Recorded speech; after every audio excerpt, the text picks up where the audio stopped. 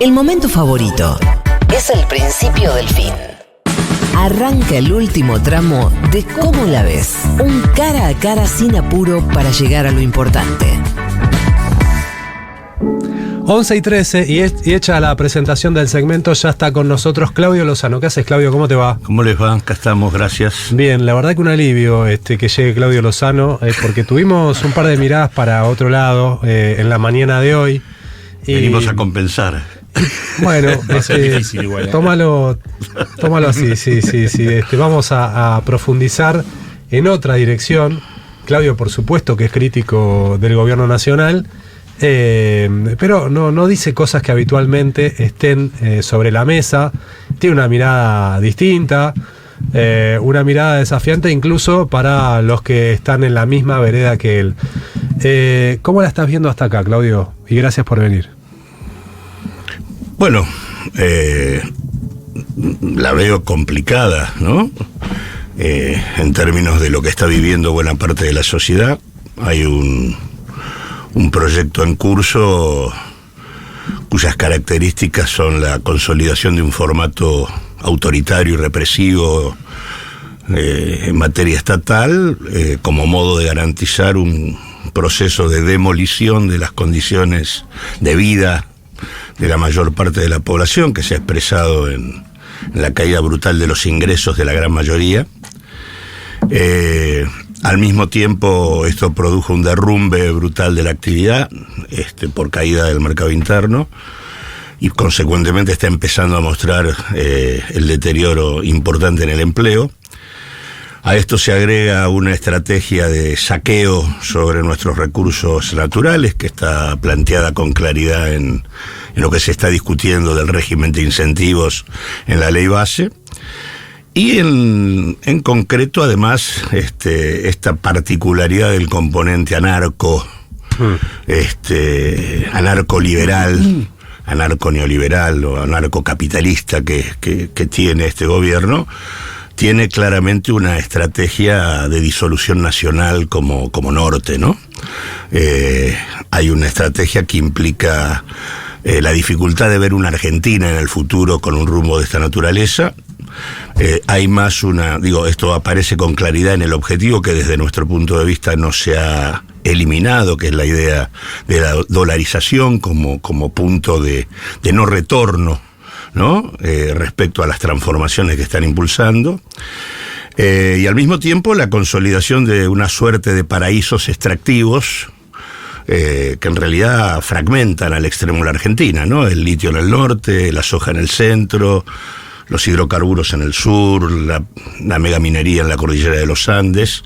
La idea del Estado mínimo y el componente anarco es, en nuestra opinión, una estrategia de disolución nacional. En ese sentido, preocupado, sobre todo porque esto no se da en un marco políticamente favorable para los sectores populares, porque en realidad estamos viviendo el final de un ciclo político que terminó con la frustración de una expectativa popular como la que en todo caso representó la experiencia del Frente de Todos, y que consecuentemente obliga a tratar de gestar perspectivas nuevas. Pero más allá de eso, lo que sí también percibo es que, una vez más, la sociedad argentina en estos 5 o 6 meses ha demostrado una capacidad de resistencia y de cuestionamiento muy alta.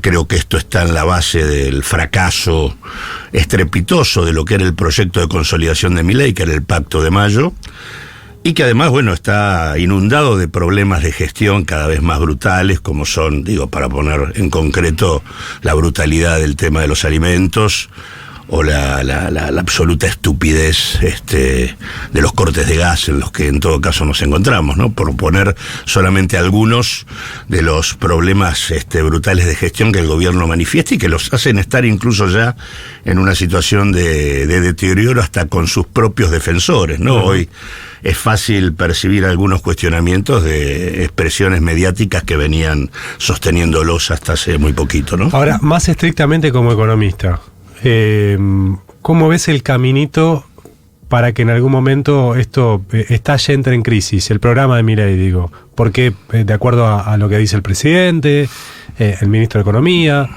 Esto va de acuerdo o está evolucionando de acuerdo a lo que ellos tienen en la cabeza. Baja de la inflación, en algún momento que eso repercuta en mejora del poder adquisitivo, llegada de inversiones, levantamiento del cepo. ¿Vos qué ves? ¿Qué otro caminito ves? Primero, no veo que las cosas le estén saliendo muy bien, porque si le estuvieran saliendo muy bien hubieran conseguido el financiamiento que necesitaban para el funcionamiento de este esquema, que no lo tiene. El financiamiento no apareció... Los dólares, digo. Los dólares no aparecieron por parte del fondo, tampoco aparecieron por el mercado de capitales. Ni por el agro. Ni las exportaciones están brindando lo que en todo caso querían ellos que les brindaran. De hecho, estamos muy por debajo del año 2022, o sea, estar por arriba del 2023 no es ninguna ciencia, ni ninguna novedad, ni resultado de la política, sino que tiene que ver con que este año no hay sequía como si la hubo en el año pasado. Uh-huh. Pero además porque yo creo que las dos discusiones que hay hoy en el Senado, y que espero que no consigan los votos, que son tanto la ley base como el paquete fiscal, ambos dos desnudan la desesperación, en realidad. La ley base desnuda y el paquete fiscal desnuda la desesperación por los pesos, porque el superávit que tienen, o en todo caso el déficit cero que en todo caso han logrado, es un déficit cero absolutamente trucho, que tiene que ver con no pagar absolutamente nada, con posponer pagos y con recortes brutales imposibles de seguir sosteniéndose en el tiempo. Digo, en términos estrictos, lograr un déficit cero en un contexto de caída de la actividad económica es imposible. Porque vos te cae la actividad, te cae la recaudación, al caerte la recaudación tenés que ajustar el gasto, como ajustaste el gasto te vuelve a caer la actividad, te vuelve a caer la recaudación, y el gasto no te alcanza lo que ajustaste y lo tenés que volver a ajustar. Entonces estás en una lógica de ajuste perpetuo que no se puede sostener. Y en ese contexto, lo que están planteando es un paquete fiscal que descansa en la idea de que los millonarios de la Argentina, como le bajan la alícuota en bienes personales, te adelanten 5 años de recaudación para resolver ese problema. La otra desesperación es el blanqueo que plantean en la ley base, digamos, ¿no? En el sentido de que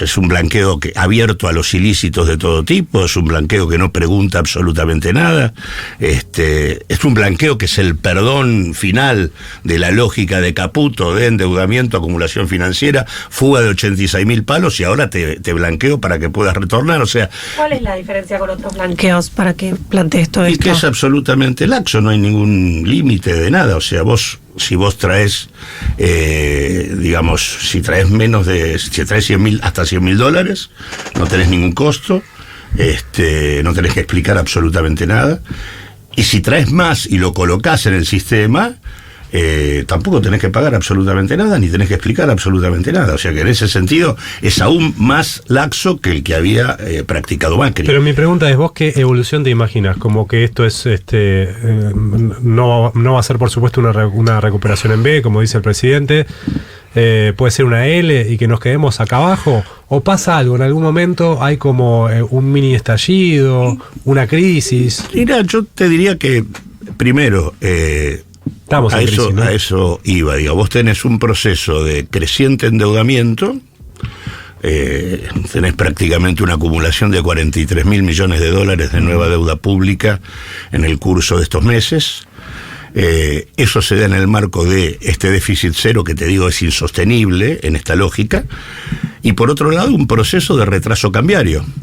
Entonces vos vas acumulando una serie de tensiones en donde efectivamente el único elemento que tienen para mostrar es la desaceleración en la evolución de los precios.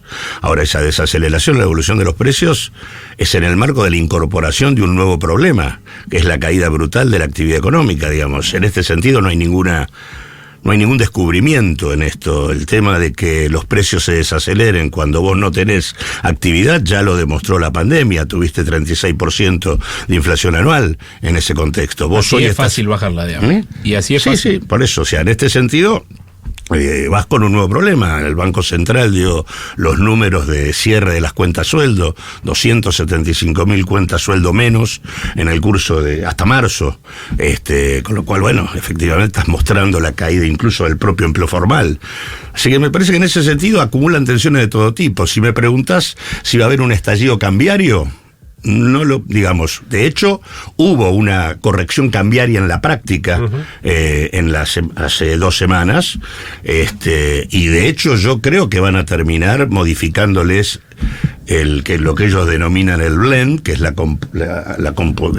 combinación entre cómo liquidan los dólares los exportadores, para ver si pueden levantar un poco el ingreso de divisas, porque está muy por debajo de lo que normalmente tiene que ingresar en este contexto. Así que en este sentido no les está yendo bien. Lo que sí tienen, no tienen a favor nada, amén de el conjunto de errores de gestión que ellos mismos generan. Me parece que en todo caso lo único que tienen a favor es la orfandad política de buena parte de la sociedad argentina, que no percibe la posibilidad de un horizonte distinto frente al fracaso de lo anterior. En todo caso, me parece que ese es el activo que tiene este gobierno, que puede hacer lo que hace en el marco además de una matriz institucional profundamente conservadora, donde vos tenés un parlamento que no hace lo que tiene que hacer y un poder judicial que no hace lo que tiene que hacer. Antes de meternos en eso que me interesa, ¿te imaginas que puede haber una crisis de deuda, que en algún momento no puedan pagar porque se van a acumular vencimientos? Vencimientos se van a acumular el año que viene. Hay vencimientos importantes por más de 12.000 millones de dólares. No está claro que van a tener acceso al mercado financiero internacional. Hay una demanda por parte, te diría, de lo que se suele denominar el círculo rojo, de mayor gobernabilidad, y no es eso lo que está ocurriendo. O sea, la capacidad de demostrar gobernabilidad por parte de la gestión es prácticamente nula. No hacen otra cosa que ponerle dinamita a la gestión. Pero me parece que en ese sentido, yo te diría que hay que correr un poquito a Milei en esto, ¿no? En el sentido de que lo más importante acá es ver que en el gabinete lo que está centrado es una alianza social, donde está el capital financiero internacional, representado por Caputo, por Bausili en el Banco Central, y donde tenés los principales grupos empresarios de la Argentina, tenés a Ornequian, tenés Techin, ¿no?, ocupando buena parte del gabinete. Eso es lo que está sosteniendo este tipo de medidas, y en realidad Milei es una anécdota para esta gente. El problema que tenemos nosotros como sociedad es que hacemos con una cúpula del capital dominante, cuya lógica de funcionamiento aniquila la convivencia social. Este es el problema de la Argentina, más allá de Milei. A Milei yo creo que no le va a ir bien, entre otras cosas porque tiene una lógica económica que tiene los problemas que digo, pero que al mismo tiempo estos señores sostienen, porque les permite avanzar en la orientación de sus intereses, pero al mismo tiempo le genera problemas de gobernabilidad que estos señores no quieren. Así que la perspectiva de él puede tener días contados también. Si hubiera elecciones hoy, no sé si gana o pierde, pero está competitivo, Milei. Está competitivo el oficialismo. Por eso digo que el tema central es el pasado. El activo principal de Milei es el pasado, no lo que hace. Y creo que eso tiene que ver con que estamos en el final de un ciclo político. Venimos de 2 gobiernos de coaliciones políticas supuestamente distintas.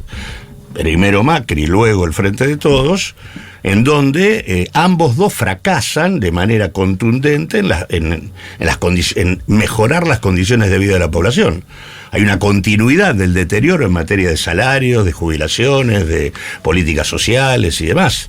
Entonces, en ese marco, y encima en el marco del Frente de Todos, en el marco de la recuperación de la actividad económica que se vive desde finales del 2020 hasta el 2022, esa recuperación se da en el marco de un agravamiento de la distribución del ingreso, y donde lo que vos tenés aparte es que termina el gobierno del Frente de Todos con niveles de pobreza superiores a los ya elevados niveles que había dejado Macri. O sea, vos tenías 37% de pobres a finales del 2022, a finales del 2023 tenés 44,8%. En los últimos 2 años se más que duplicó la indigencia en la Argentina, el escándalo del hambre. Vos tenés, y por supuesto, Milei profundiza todo esto, pero como el pasado es lo que nos condena, entonces ahí es donde aparece la necesidad de una creación política. La Argentina está mostrando capacidad de resistencia. Lo que hace falta encontrar es la construcción de una perspectiva política diferente. Y ahí no hay nada, todavía no hay nada. Hay reagrupamientos, hay discusiones, nosotros trabajamos en esa dirección, pero cuesta. No hay es verdad que no hay hoy sobre la mesa un modelo alternativo al de Milei, no de manera nítida o clara. Sí, yo creo que no hay quien lo encarne. En todo caso, yo creo que alternativas las hay y sobran ante esto. Estos son fracasos conocidos. La política de Milei no tiene ninguna novedad respecto a lo que puede producir sobre la sociedad argentina. Pero me parece que lo que no hay es quien encarne. Yo te diría que ni siquiera es necesario el dibujo de un modelo completo. Acá no hay actitudes frente a la magnitud de la agresión. Ahora, Claudio, vos hablás del tema de distribución del ingreso. Hay un debate ahí, incluso dentro del arco, si querés, peronista, progresista, que es, en realidad la elección se perdió porque no fuimos del todo fiscalistas, digamos. No hicimos bien la tarea de la cuenta, etcétera. Vos lo que planteás, en realidad, es la discusión de, bueno, en todo caso, el problema fue que seguíamos con la deuda pendiente de la distribución del ingreso. ¿Te parece válido ese debate? Digamos, hay algunos que dicen, no, en realidad el ajuste había que hacerlo así como está. Incluso mismo dentro de la fuerza política del peronismo. Sí, yo creo que eso es lo que explica por qué en las últimas 3 experiencias del movimiento, en teoría, nacional, popular y democrático, tuviste 3 referencias que tenían poco que ver con expresarlo. Que son tuviste Alberto, a Scioli, primero, que hoy está en el gabinete de Milei. Tuviste a Alberto Fernández, que entre otras cosas propuso a Scioli en la interna Unión por la Patria para confrontar con Milei. Y lo tuviste a Massa, que hoy es empleado de un fondo de inversión, que lucró con la deuda argentina. Consecuentemente, me parece que la deriva conservadora de la propia experiencia popular hace que se lleguen a esas conclusiones. En realidad no es un problema de que no ajustamos más lo que generó. Lo que hace que esa política no haya tenido contenido popular es que no pudo revertir las condiciones de regresividad distributiva que tiene el modelo que la experiencia neoliberal viene afirmando en la Argentina desde la dictadura, y que tiene etapas en las que gobierna, como son la dictadura, como es el periodo de Menem, como es el periodo de Macri, como es y etapas donde boicotea, neutraliza o subordina a las experiencias populares, como pasó en la experiencia de Alfonsín, y como ocurrió también en la experiencia también neutralizó muchas de las mejores intenciones de la experiencia kirchnerista, y también, boicoteó y subordinó buena parte de las definiciones de la experiencia de Alberto Fernández. Yo creo que hay una deriva conservadora de la discusión del propio movimiento popular. Y creo que esa es la discusión de fondo. Si no hay una revisión de este tipo de cuestiones, va a ser muy difícil expresar una perspectiva diferente en la Argentina. Viste que se da una discusión dentro de este campo, el progresista, el campo peronista, como quiera llamarlo, de si no hay que revisar o tener una respuesta propia ante temas que Milei pone en discusión, como la reforma laboral, como también vincularse con el mundo empresario, no ser antiempresa, la eficiencia del Estado, temas que incluso tomó Cristina en ese documento de febrero. ¿Qué te parece en general ese enfoque? Y después, si querés, vamos sobre alguno de esos puntos en particular. Yo creo que uno no puede tener ni reivindicar políticas viejas. Es un tiempo distinto y hay que plantear cosas diferentes. Pero ahí hay varios problemas. No tener un discurso antiempresa es no entender nada. Lo que no se entiende acá es que hubo un cambio en la morfología del capitalismo argentino y que ha desaparecido la burguesía nacional de la cúpula empresarial de nuestro país.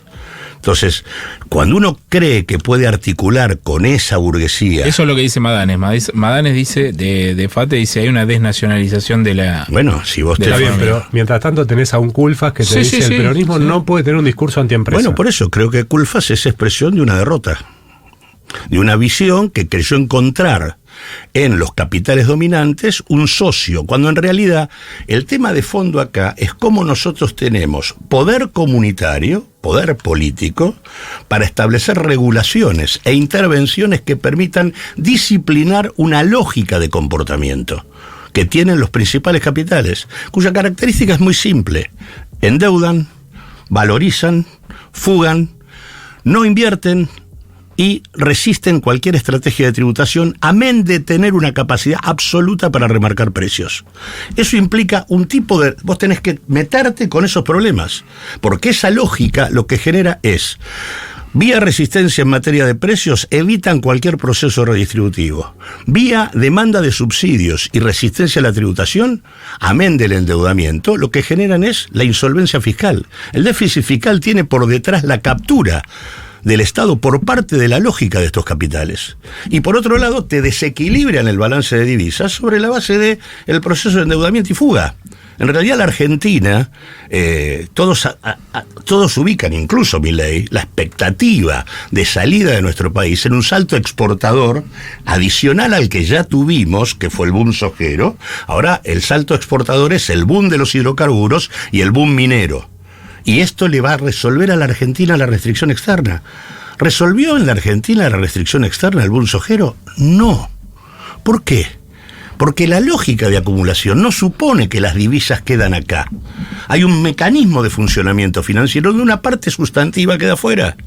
Incluso más, en la lógica del diseña el régimen de incentivo, sí, ahí directamente legalmente hay un... Pero digo, recordemos que lo que están poniendo en el RIGI es la legislación minera de la Argentina. La legislación minera de los 90, ¿no? Y aplicada luego durante todos los años posteriores acá, también le permite a las empresas mineras dejar el 100% de sus divisas en el exterior. Entonces, esa idea de que el boom exportador resuelve es una mentira. Esa idea que porque tenemos recursos naturales disponibles, eso va a resolver el tema de la Argentina es mentira. Depende de con qué políticas vos intervengas sobre ese proceso. Y hay una discusión sobre la captura de la renta asociada a esos recursos que implica regulaciones estatales. Mira, te voy a leer un mensaje para desafiarte. Hay muchos que por supuesto celebran la presencia de Claudio en el programa, pero alguien también dice, ¿qué propone Lozano? 40 años nunca le escuché una idea. ¿Cómo hay que hacer? ¿Qué propone Lozano? Nada, no, por supuesto que no comparto que nunca dijiste una idea, pero bueno, me sirve para desafiarte. ¿Qué hay que hacer? Bueno, casualmente, la orientación estratégica de un nuevo tipo de Estado, ese es el tipo de Estado que limita el comportamiento de estos capitales. Si yo digo que estos capitales resisten la tributación, está claro que lo que no se puede entender es por qué en la Argentina, después de 40 años de democracia, no tenés una reforma tributaria de sesgo progresivo. Ejemplo concreto, la única señal en esa dirección fue el aporte de las grandes fortunas, que además fue un aporte, no un impuesto. Cuando en realidad la recaudación patrimonial que tiene, lo que los patrimonios aportan en la Argentina en total, es apenas el 4% de la recaudación, no tiene nada que ver con lo que pasa en el resto del mundo.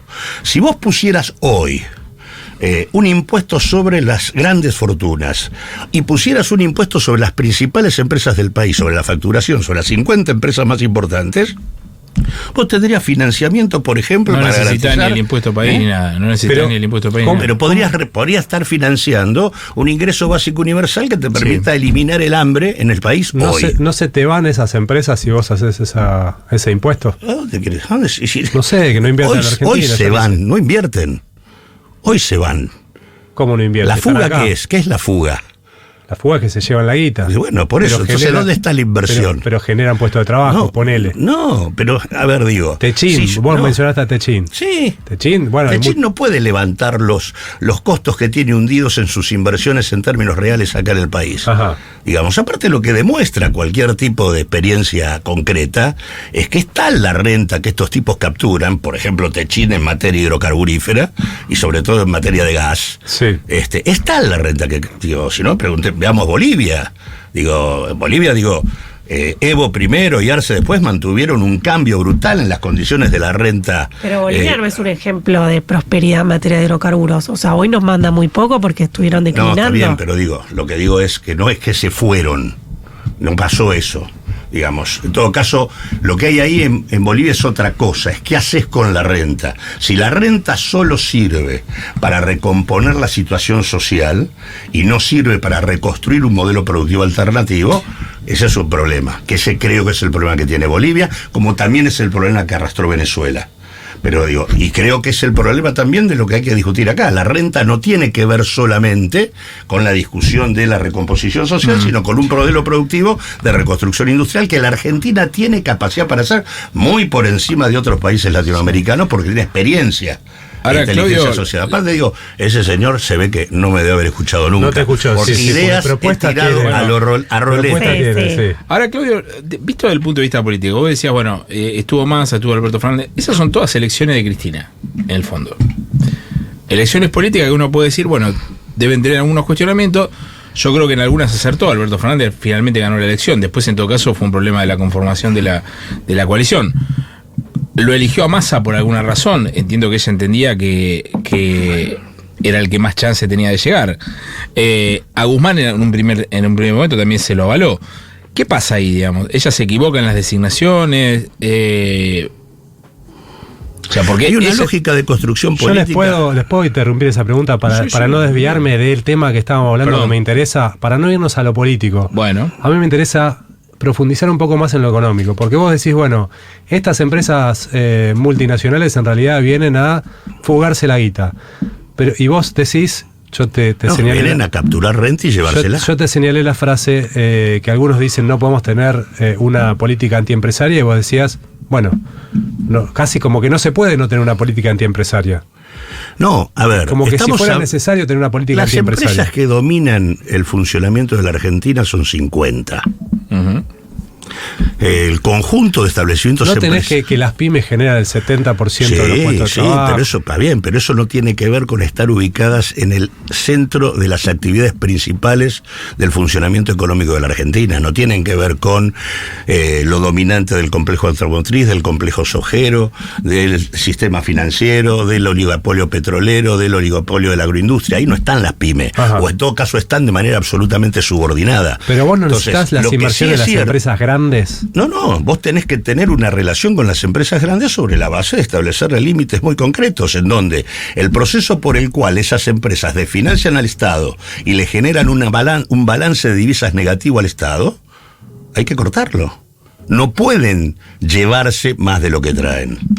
No, bueno, lógico, sí. Bueno, pero hoy lo que pasa... Pero un Lula, ponele, vos pensás ¿cómo? Que Lula... Sí. ¿Lo resuelve bien? Brasil tiene un mecanismo donde el balance de divisas de las transnacionales en Brasil tiene que ser neutro. Ah, ok. Por ejemplo, no tiene que generar déficit. O sea, no estamos hablando de una idea bolchevique, estamos hablando de que lo podemos hacer como Lula y ya sería mucho mejor. Yo creo que Brasil hace algunas cosas mejor. Creo que Brasil también padeció el proceso de retroceder frente a la presión de los capitales. Creo que el final del PT con Dilma está vinculado a comprar la necesidad de una estrategia de ajuste que era casualmente la que levantaba el candidato que perdió con Dilma en la elección. Cuando a Dilma la voltean en el marco de su deterioro. En realidad, los procesos progresistas latinoamericanos, cuando fracasan, es cuando pierden el componente inicial de expresión de políticas más novedosas. En todos los casos no son volteados en los momentos de auge, son volteados en los momentos de retroceso. Está bien, pero entonces hay que vincularse con esos capitales internacionales. Tenemos que desear que vengan a la Argentina esos capitales internacionales. Argentina tiene capacidad para tener ahorro interno y desarrollo endógeno. Sin los capitales internacionales. No, si tenemos 400.000 paros afuera. Bueno, pero ¿cómo obligas a la gente a que ponga los... No, bueno, pero eso tenés que tener una lógica de funcionamiento que implica discutir el comercio exterior, discutir el sistema financiero, discutir regulaciones que no se han discutido. El sistema financiero argentino es un mecanismo de salida de capitales. Esa es la banca privada de la Argentina. Bueno, hay que discutirlo. Si yo sé que por cada dólar que ingresa en la Argentina en el complejo sojero, en el complejo de granos, digamos, de las exportaciones de granos de la Argentina, por cada dólar que entra, hay un dólar que queda fuera. Si los últimos estudios que se hicieron en 2021 respecto a lo que llegaba de puertos argentinos a China de soja eran 7 millones de toneladas, cuando en realidad de acá habían salido 5. Digo, cuando tenés declaración jurada de las empresas como mecanismo de funcionamiento del comercio exterior, bueno, digo, ahí hay regulaciones que no funcionan. Entonces, lo que estoy diciendo es, ¿cuál es la orientación estratégica de un nuevo Estado en la Argentina? Aquella que le permite, vía sus marcos regulatorios y su intervención en el proceso económico, reorientar el funcionamiento de la acumulación de capitales en nuestro país. Esto implica privilegiar a otros sectores y no a los de siempre. Y entre otras cosas porque los de siempre tienen capacidad propia. ¿A qué otros sectores? Bueno, por ejemplo, si yo estoy diciendo que estamos hablando de 50 o 100 empresas como las más importantes sobre un universo de establecimientos de miles, bueno, los que hay que privilegiar son los otros. Esos son los que necesitan. Ejemplo, yo estuve en el Banco Nación. Sí. Hicimos un estudio respecto a el financiamiento que recibían las principales empresas de la Argentina, financiamiento a tasas diferenciales dentro en el sistema financiero, para llevar adelante de sus actividades.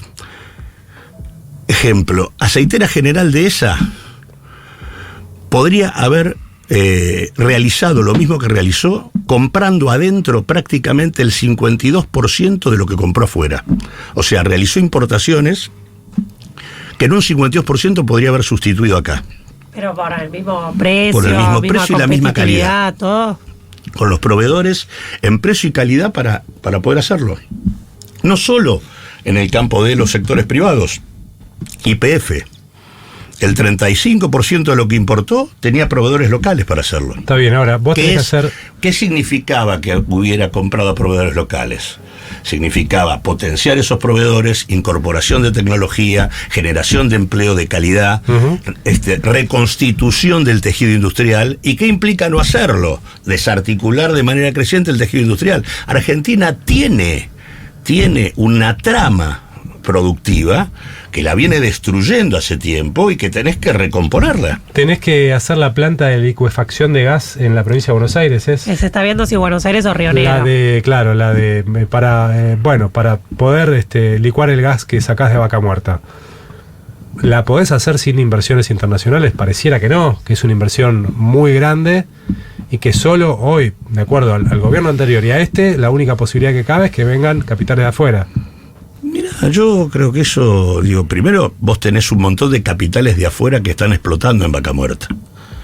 Y consecuentemente tenés que asociar esa posibilidad de explotar y la renta que obtiene con el desarrollo de esa inversión. Son mecanismos de negociación donde una parte de la renta tiene que quedar acá. Bueno, eso sí, está bien. Bueno, pero necesitas asociarte con esos capitales internacionales. Sí, pero la negociación y la asociación no son un pecado. El pecado es el saqueo, que eso es lo que vive la Argentina hace rato, con buena parte de sus recursos naturales. Los recursos naturales están siendo saqueados en la Argentina. Ahora, lo que vos tenés que lograr, aparte no estoy diciendo ninguna cosa, ¿cuál es el Fondo Soberano de Noruega? ¿Cómo funciona? Los excedentes hidrocarburíferos de Noruega financian el sistema previsional, el desarrollo social y el desarrollo productivo de ese país. Entonces Argentina tiene la posibilidad de hacer otra cosa diferente a la que hace. Y aparte pero es una empresa multinacional, invierte en Noruega, se puede llevar los dividendos de lo que ganó. No tiene un y acá también se puede llevar los dividendos que ganó. Acá es más complicado con las restricciones cambiarias que hay. Bueno, pero las restricciones cambiarias son el resultado de que los dólares que tendrían que ingresar no ingresan. Si los dólares que nosotros deberíamos ingresaran, tus restricciones cambiarias serían muy distintas. Pero ¿quién va a venir a invertir si no se puede llevar su ganancia? No, pero acá el problema no es que se lleven las ganancias. La fuga de capitales no tiene que ver con las ganancias. Tiene que ver con ganancias no declaradas, tiene que ver con ganancias extraordinarias que ni siquiera están impuestas en los balances. Entonces estamos hablando de un país en donde vos no discutís la renta que ellos llevan adelante, buena parte de lo que tendría que ingresar como divisas no ingresa, y después te dicen no me puedo llevar los dividendos. Vos tenés que limitar los dividendos en el contexto del déficit que vos tenés en tu balance de divisas. Ahora, el déficit en tu balance de divisas es el resultado del endeudamiento y de la fuga. Amén de las restricciones productivas que te generan desequilibrios comerciales. Ahora, si vos discutís de otra manera el endeudamiento, limitás la fuga y planteás un modelo productivo distinto, el efecto en materia cambiaria es otro. Ahora, estos son los temas que no se discuten. Esto obliga a otra discusión del endeudamiento. Digo, no se puede hacer política económica sin replantear el tema de la deuda. Digo, la deuda nos acompaña en los últimos 50 años, no por casualidad. Digo, el sostenimiento de este proceso de reprimarización creciente de la Argentina para que la Argentina exporte solamente su naturaleza y pague, es una lógica que está condicionada por la deuda.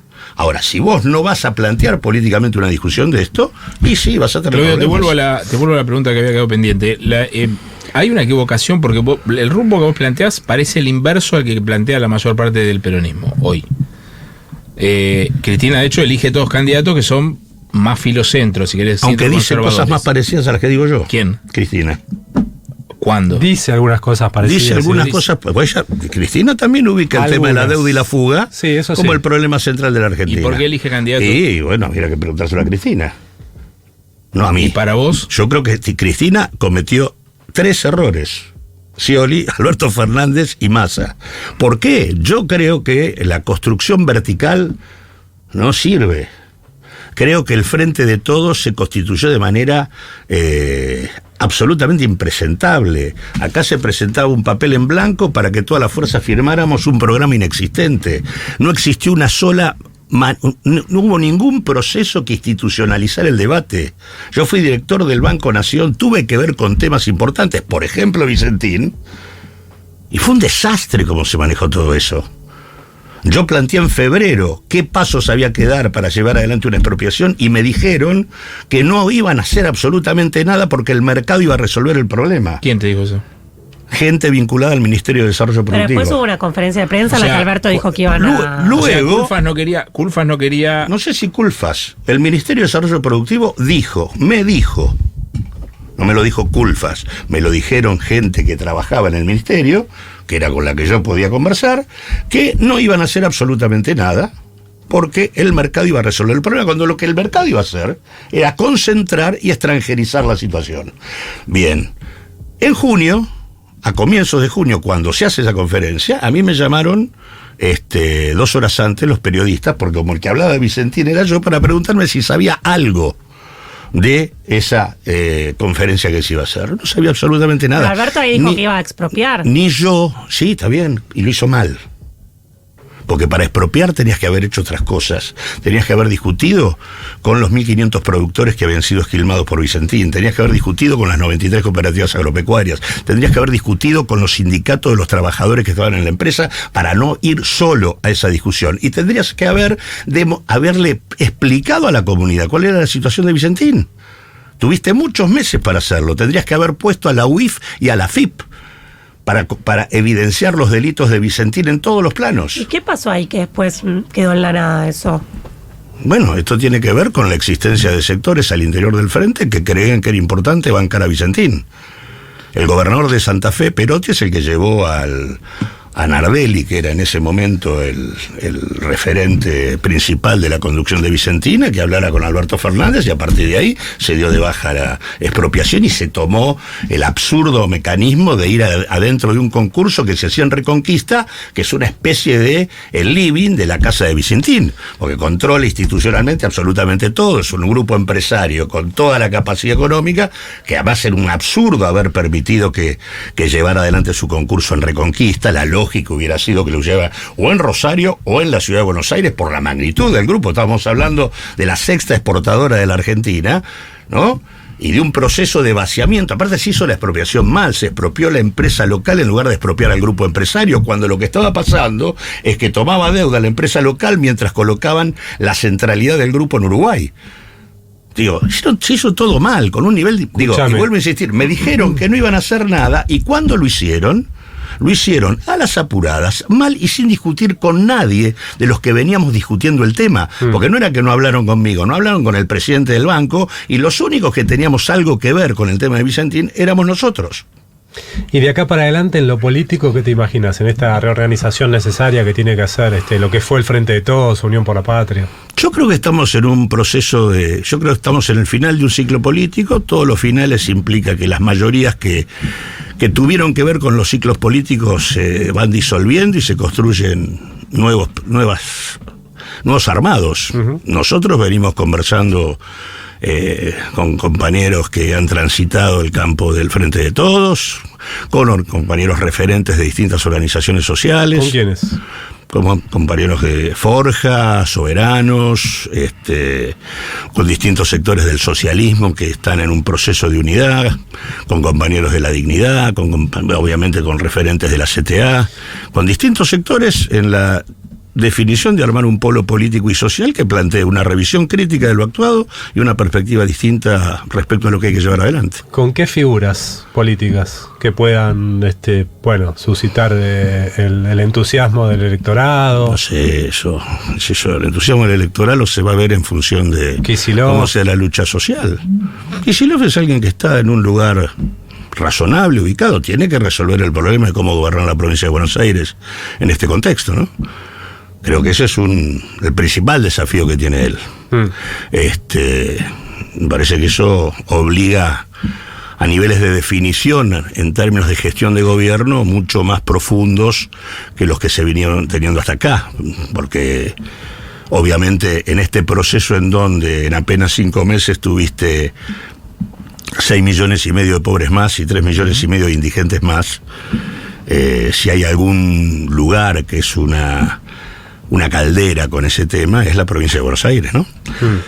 Así que en ese sentido creo que ahí hay, te diría, que ver cómo se piensa una gestión más potente que la que en todo caso vino teniendo hasta acá.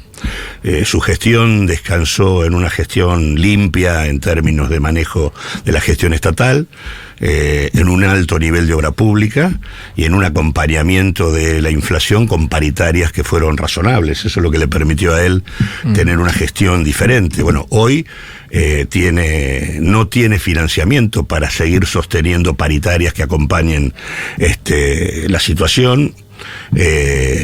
Tiene dificultades con eso, no tiene financiamiento para obra pública, y me parece que en ese marco hay que pensar otras cosas. Entre otras cosas, yo creo que la discusión de la moneda, para poder zafar de los límites del ajuste, es una discusión importante que debieran tener varios moneda? de la posibilidad de tener moneda propia.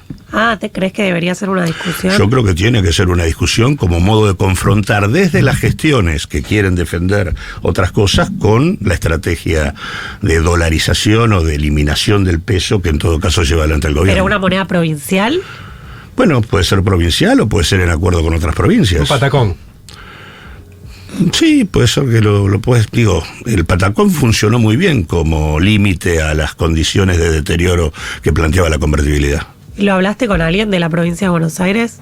Ha hablado, sí, no con él. ¿Con gente de su gobierno? Con gente que está cercana, sí. ¿Y qué dicen? Yo sé que lo están pensando. No sé qué definición tienen al respecto, pero sé que es parte de la discusión, ¿no? Como también ver cómo se puede activar el tema de la inversión pública. El problema es que el buscar financiamientos alternativos en materia de inversión requiere avales nacionales, ¿no? Así que, digo, y del mismo modo que digo con el tema de la moneda, me refiero a que tiene que tener una política de tierras distinta, que tiene que tener una política de alquileres diferente, tiene que tener, mostrar diferencias en la gestión respecto a la estrategia nacional. Claudio, muchísimas gracias por haber venido. No, gracias por invitarme.